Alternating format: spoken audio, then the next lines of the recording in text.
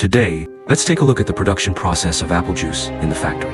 First, during the selection of raw materials, apples that are ripe, crispy in texture, flavorful, and with sufficient moisture should be chosen. This ensures the quality and taste of the juice.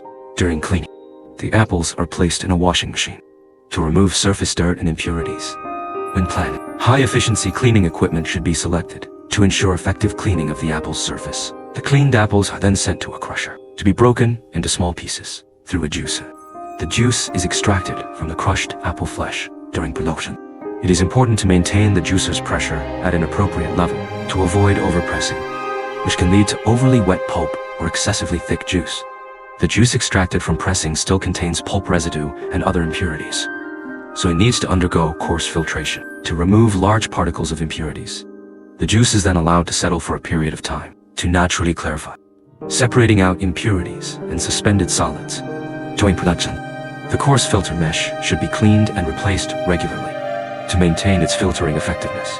During the clarification process, the juice should be kept from exposure to air to reduce oxidation and bacterial contamination. After clarification, the juice is sent to a fine filter machine to further remove small impurities and suspended solids, resulting in clear juice.